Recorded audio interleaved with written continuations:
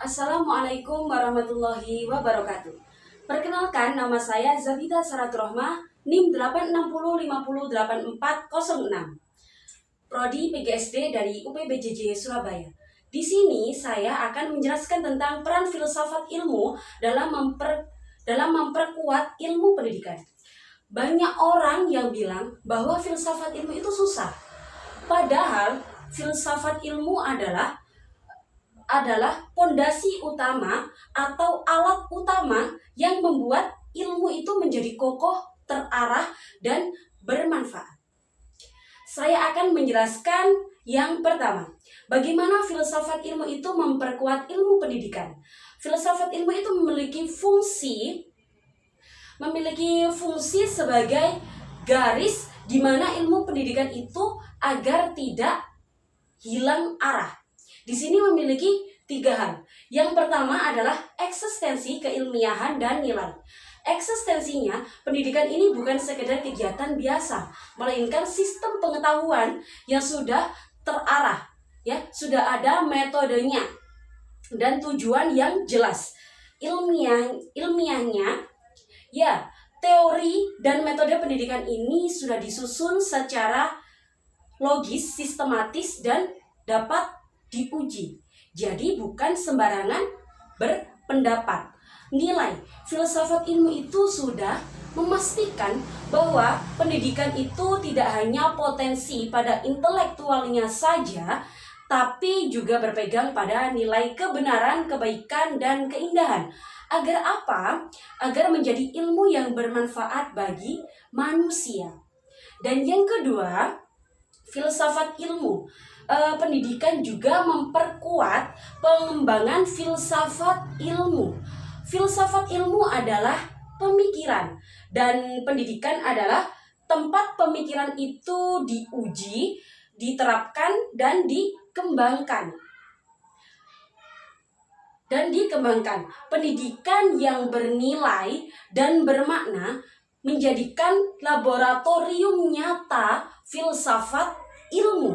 Jadi melalui praktek pendidikan, kita itu dapat menguji bagaimana konsep-konsep atau teori-teori filsafat itu benar dan dapat memberikan dampak yang baik pada manusia.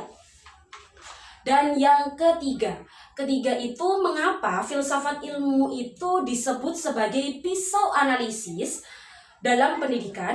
Istilah ini muncul itu karena